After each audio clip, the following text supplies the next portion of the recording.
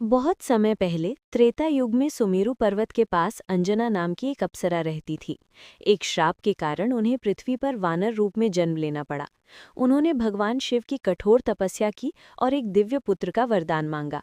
उनकी भक्ति से प्रसन्न होकर भगवान शिव ने आशीर्वाद दिया कि वे स्वयं उनके पुत्र रूप में जन्म लेंगे। उसी समय अयोध्या में राजा दशरथ पुत्र प्राप्ति के लिए यज्ञ कर रहे थे। यज्ञ से प्राप्त दिव्य खीर का एक अंश पवन देव के माध्यम से माता अंजना तक पहुंचा। उस पवित्र प्रसाद को ग्रहण करने के बाद माता अंजना के गर्भ से एक तेजस्वी बालक ने जन्म लिया। पवन देव की कृपा से जन्म होने के कारण उस बालक को पवन पुत्र कहा गया। चैत्र मास की पूर्णिमा के दिन जन्मे उस दिव्य बालक को आगे चलकर संसार ने हनुमान जी के नाम से जाना। जन्म के समय उनके शरीर से अद्भुत तेज प्रकट हो रहा था और देवताओं ने आकाश से पुष्प वर्षा कर उनका स्वागत किया।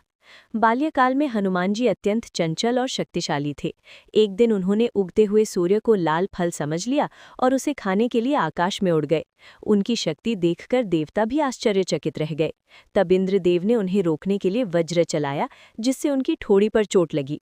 उसी घटना के बाद उनका नाम हनुमान पड़ा, क्योंकि हनु का अर्थ ठोड़ी होता है। अपने पुत्र को घायल देखकर पवनदेव क्रोधित हो गए और उन्होंने संसार की वायु रोक दी।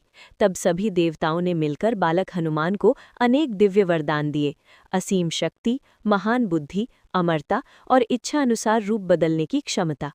बड़े होकर हनुमान जी भगवान राम के परम भक्त बने।